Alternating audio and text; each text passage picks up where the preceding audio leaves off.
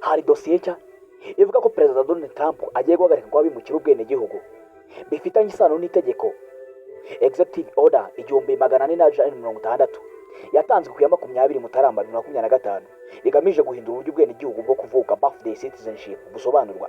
Ni itegeko rivuga ko umwana wavutse muri Leta Zunze Ubumwe za Amerika atazajya ahabwa ubwenegihugu nta mubyeyi ufite ubwenegihugu muri USA cyangwa ufite green card, kandi atazabaho ku umwana azabyara kuva tariki 19 Gashyantare 2025 imbere y'igihe cyo gutangira gukurikizwa effective date.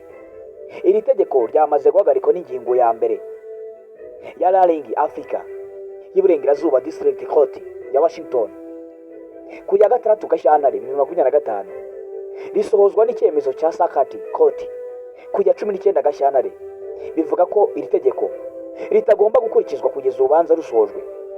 Iki kibazo cyageze mu rukiko nkuru rwa Amerika Supreme Court aho ku ya 27 Kamena 2025 urubanza rwemeje ko ku ngingo z'urukiko rwo hasi zishobora guhagarika iri tegeko national wide injections ziciriritse, ariko nta cyemezo cyafashwe ku byerekeye niba iri tegeko rihuye n'iteka shingiro rya Amerika. Perezida Donald Trump yashimangiye ko atazakoresha iki cyemezo nk'uburyo bwo gushyira mu bikorwa gahunda ze za kabiri MAGA agenda, harimo no guhagarika birthday citizenship. Reuters ivuga ko nta cyemezo cyafashwe ku bitekerezo by'iteka, ahubwo urwego rwo hasi ruri gukomeza imanza zitandukanye. Hakaba hari impungenge zihindagurika mu gihe hose. The Washington Post ivuga ko itegeko ryashyizwe mu bikorwa kuva ku ya 22 kandi ingingo nyamukuru ziri ku nshuro z'ibanze zatanzwe n'ubujurire zirahari. Ni ukuri ko Perezida Donald Trump ashaka guhagarika automatic citizenship ku bana bavuka muri Amerika bafite ababyeyi batari abanyamerika cyangwa badafite ubwenegihugu burambye, ndetse iyi gahunda iri gushyirwa mu bikorwa hakoreshejwe Executive Order 1460, ariko kandi bitari ibihuha. Iyi ngamba ntirashyirwa mu bikorwa kubera inzitizi z'amateka n'amategeko zikomeye zivuga mu manza ziri ku rwego rwa district na circuit court, incamake ya Supreme Court. Kuri iki kibazo yemeye ko iyi ngingo n'icyiciro cyo hasi zishobora guhagarika iki cyemezo mu karere runaka, ariko nta cyemezo cyafashwe ku byerekeye citizenship yacyo.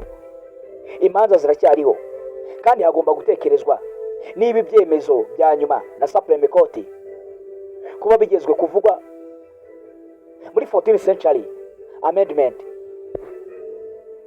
Umwanzuro nuko inkuru ivuga ko Perezida Donald Trump agiye guhagarika guha bimukira ubwenegihugu irimo ukuri, kuko hari umurongo order umaze kubigaragaza, ariko kugeza ubu iri tegeko ntirashyirwa mu bikorwa kubera ingamba z'amategeko ndetse n'urubanza rukuru rukiri kuba mu nzira. Kuri ubu urujya n'uruza mu nkiko zikomeje, hanyuma hashingiwe ku nkurikizi z'amategeko bishobora kugira naho Supreme Court ifata umwanzuro bifatiraho. Ese urabona koko abimukira baraza guhagarikwa burundu muri Amerika? Manuka hasi muri comment utanga igitekerezo cyawe. Ese Perezida Donald Trump uburyo arimo aratwara ubuyobozi bwe ni uburyo bukwiriye cyangwa arimo aranyuranya nuko byakabaye bigenda ukurikije abaperezida bamubanjirije? Nge ndi Softman official. Ibuka kumanuka hasi kandi inzogera, kore subscribe, like, share ndetse na comment.